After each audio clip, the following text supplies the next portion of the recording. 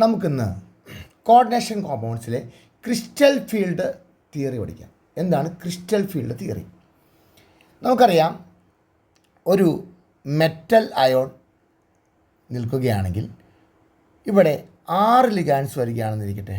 1 2 3 4 5 6 6 ligands വരുമ്പോൾ ഇതിനെ octahedral എന്ന് പറയും, അല്ലേ? 6 ലിഗാൻസ് വരുമ്പോൾ ഒക്ടാഹെഡ്രൽ എന്ന് പറയും. 4 ലിഗാൻസ് വരുവാണെങ്കിലോ ടെട്ര എന്ന് പറഞ്ഞാൽ 4 ടെട്രാഹെഡ്രൽ എന്ന് പറയുന്നു. എന്താണ് ഈ ക്രിസ്റ്റൽ ഫീൽഡ് തിയറി അല്ലെങ്കിൽ ക്രിസ്റ്റൽ ഫീൽഡ് സ്പ്ലിറ്റിംഗ് എന്ന് പറഞ്ഞാൽ എന്താണ്? ഇപ്പോൾ ഒരു മെറ്റൽ അയോണിനെ ഒരു ലിഗാൻഡ് സമീപിക്കുകയാണെന്നിരിക്കട്ടെ. മെറ്റൽ അയോണിന് എന്തുണ്ട്? മെറ്റൽ അയോണിന് ഡി ഓർബിറ്റലുണ്ട്. ഡി ഓർബിറ്റൽ എന്ന് പറഞ്ഞാൽ 5 ഓർബിറ്റൽ ചേർന്നാണ് ഡി ഓർബിറ്റൽ എന്ന് പറയുന്നത്. 5 ഡി ഓർബിറ്റലുണ്ട്. ഈ 5 ഡി ഓർബിറ്റലും ഡീജനറേറ്റ് ഓർബിറ്റലാണ് എന്ന് പറയുന്നത് എന്താണ്? ഇതിൻ്റെ 5ൻ്റെയും എനർജി ഈക്വലാണ്. അപ്പോൾ ഒരു ലിഗാൻഡ് ഈ മെറ്റൽ അയോണിനെ സമീപിക്കുമ്പോൾ ഈ ഡി ഓർബിറ്റൽസ് പെട്ടെന്ന് ഹയർ എനർജിയിലോട്ട് പോകുന്നു. ഈ ലിഗാൻസ് ഇതിനെ ആക്രമിക്കാൻ വരുന്നതാണ്, അല്ലേ? ഇതിനോട് ഒത്തുചേരാൻ വേണ്ടി വരുന്നതാണ്. അപ്പോൾ ഇത് പേടിച്ചിട്ട് എന്ത് ചെയ്യുന്നു? ഇത് ഹൈ എനർജിയിലോട്ട് പോകുന്നു. അതൊരു ഹൈ എനർജിയിലോട്ട് പോകുന്നു.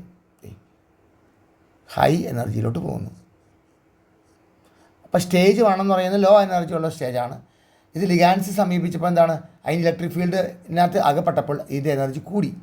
ഇത് സ്റ്റേജ് 2 ഹൈ എനർജിയുള്ള ഒരു സ്റ്റേജാണ്.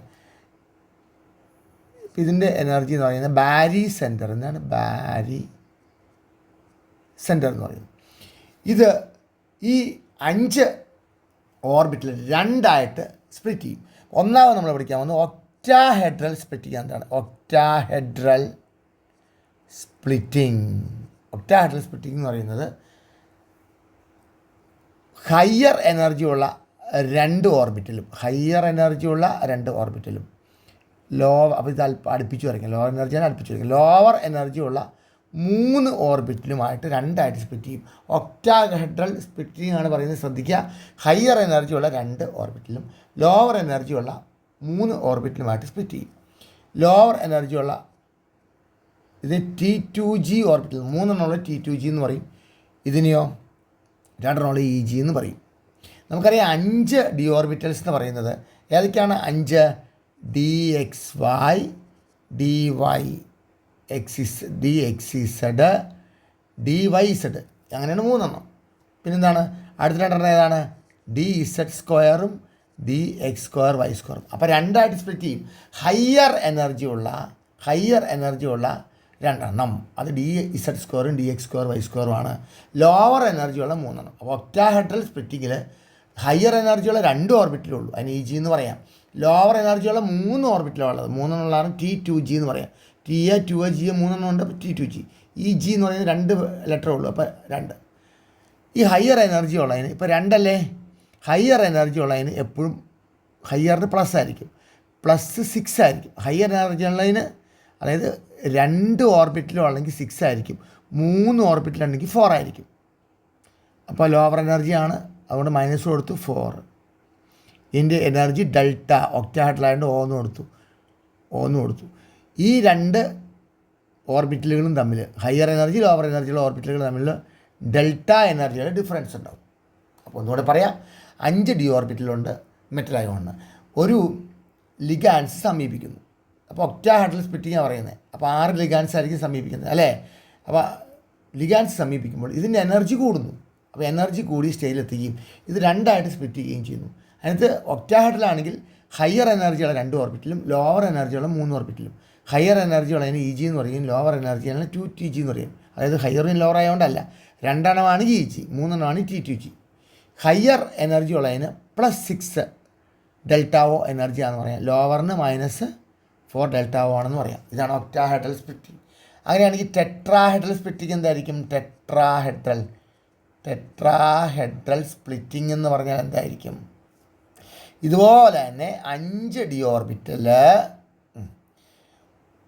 ലിഗാൻസ് വരുന്നു, അതിൻ്റെ എനർജി ഹൈ ആവുന്നു. അപ്പോൾ അതിൻ്റെ ഹൈ എനർജിയുള്ള 5 ഓർബിറ്റലായി മാറി. ഇത് 2ആയിട്ട് സ്പ്ലിറ്റ് ആവുന്നു. ഓക്കെ, ഇത് ബാരി സെൻറ്റർ. 2 ഹയർ എനർജി ഉള്ളത് അകത്തി കാണിക്കാം, ലോവർ അടുപ്പിച്ച് കാണിക്കാം. ടെട്രാഹെഡ്രലാണെങ്കിൽ ഹയർ എനർജി ഉള്ളത് 3 ഉണ്ടാവും ടെട്രായ്ക്ക്. ഒക്ടായ്ക്ക് 2 ഉണ്ടാവുള്ളൂ. ഇത് 2 ഉണ്ടാവും. അപ്പോൾ 2 ഉള്ളതിന് നമ്മൾ ഇ ജി എന്ന് പറയാം അല്ലേ. 3 ഉള്ളതിനെയോ T2G എന്ന് പറയാം. ഓക്കെ. അപ്പോൾ ഹയർ എനർജി ഉള്ളതിന് 3 ഉണ്ടെങ്കിൽ, കൂടുതൽ ഓർബിറ്റിലുണ്ടെങ്കിൽ 6 ആയിരിക്കും, കുറവാണെങ്കിൽ 4 ആയിരിക്കും.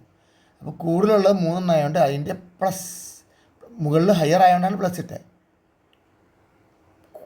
കൂടുതൽ ഓർബിറ്റിലുണ്ടെങ്കിൽ കുറവായിരിക്കും 4, കുറവ് ഓർബിറ്റിലാണെങ്കിലോ കൂടുതലായിരിക്കും 6. കണ്ടോ? ഇതാണ് ടെട്രാഹെഡ്രൽ സ്പ്ലിറ്റിങ്. അപ്പോൾ ഒക്ടാഹെഡ്രൽ സ്പ്ലിറ്റിംഗ് എന്ന് പറയുന്നത് ഹയർ എനർജിയുള്ള 2 ലോവർ എനർജിയുള്ള 3. ടെട്രാഹെഡ്രൽ എന്ന് പറയുമ്പോൾ ഹയർ എനർജിയുള്ള 3 ലോവർ എനർജിയുള്ള 2. അതിൻ്റെ എനർജി എങ്ങനെയാണ്? 2 ഉള്ളപ്പോൾ 6 ഡെൽറ്റ ഓ, 3 4, ലോവർ ആയതുകൊണ്ട് മൈനസ് കാണിച്ചു, ഹയർ ആയിട്ട് പ്ലസ് കാണിച്ചു. ഇനി 3 ഉള്ളപ്പോൾ 4, ഹയർ ആയതുകൊണ്ട് പ്ലസ് കാണിച്ചു. ഇത് ടെട്ര ആയതുകൊണ്ട് ഡെൽറ്റ ടി നേടാം, ടെട്ര ആയതുകൊണ്ട് ഡെൽറ്റ ടി നേടാം. ഓക്കെ, മനസ്സിലായല്ലോ. ഇനി എങ്ങനെയാണ് ക്വസ്റ്റ്യൻ വരുന്നത്? നമുക്കൊരു ക്വസ്റ്റ്യൻ വരുന്നത് നമുക്ക് നോക്കാം. നമുക്കൊരു ക്വസ്റ്റ്യൻ വന്നിരിക്കുന്നത് T2Gയിൽ 3 ഇ ജിയിൽ 1 ഒരു ഒക്ടാഹെഡ്രൽ സ്പ്ലിറ്റിംഗ് പറയാനാണ് പറയുന്നത്. ഒക്ടാഹെഡ്രൽ T2Gയിൽ 3 ഇ ജിയിൽ 1 ഒക്ടാഹെഡ്രൽ സ്പ്ലിറ്റിംഗ് ആണ് പറയാൻ പറഞ്ഞത്. അപ്പോൾ ഒക്ടാഹെഡ്രൽ സ്പ്ലിറ്റിംഗ് എങ്ങനെയാണല്ലോ, T2Gയിൽ എത്ര എണ്ണം വരണം? T2Gയിൽ 3 വരണം. അപ്പോൾ 1 2 3. ഇ ജിയിലോ 2 വരണം, ഇ ജിയിൽ 1 വരണം അല്ലേ. T2Gയിൽ 3 ഇ ജിയിൽ 1 സ്പ്ലിറ്റിംഗ് കാണിക്കാൻ പറഞ്ഞത് എങ്ങനെ കാണിച്ചു? ഓക്കെ, അപ്പോൾ ഒരു ക്വസ്റ്റ്യൻ ആൻസർ കിട്ടി. ഇനി നമുക്ക് അടുത്ത ക്വസ്റ്റ്യൻ നോക്കാം. അടുത്ത ക്വസ്റ്റ്യൻ ഇതാണ്.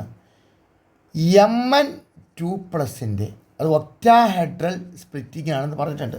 Mn2+ൻ്റെ ഈ എനർജിയുടെ ഡയഗ്രാം വരയ്ക്കാം. ഒക്ടാഹെഡ്രൽ സ്പ്ലിറ്റിംഗ് ആണെന്ന് പറഞ്ഞിട്ടുണ്ട്. അപ്പോൾ ആ ഡയഗ്രാം നമുക്ക് ഇതായിട്ട് എടുക്കാം. ഒക്ടാഹെഡ്രൽ സ്പ്ലിറ്റിംഗ് Mn2+ എന്ന് പറയുമ്പോൾ മാംഗനീസിന് 25 ഇലക്ട്രോണിക് കോൺഫിഗറേഷൻ. നമുക്ക് എഴുതി നോക്കാം. 1s2 2s2 2p6 3s2 3p6 4s2 3d5. Okay, manganese 2+ എന്ന് പറയുമ്പോൾ 4s 2 ഇലക്ട്രോൺ കളഞ്ഞു, അതാണ് മാംഗനീസ് 2+. അപ്പോൾ 3Dയിൽ 5 ഉള്ളൂ. അപ്പോൾ 3Dയിൽ 5 ഉണ്ട്. 3Dയിൽ 5 ഉള്ളതിൻ്റെയാണ് വരയ്ക്കേണ്ടത്. 3Dയിൽ 5 ഉള്ളപ്പോൾ 3 എവിടെ പോകും? 3 ഇവിടെ വരും. 1 2 3, 2 ഇവിടെ വരും. ഓക്കെ, അപ്പോൾ മാംഗനീസ് 2+ൻ്റെ നമ്മൾ വരച്ചു. ഇത് വളരെ ഇമ്പോർട്ടൻ്റ് ആയിട്ടുള്ള ക്വസ്റ്റ്യനാണ്, നമുക്ക് തീർച്ചയായിട്ടും പഠിക്കണം.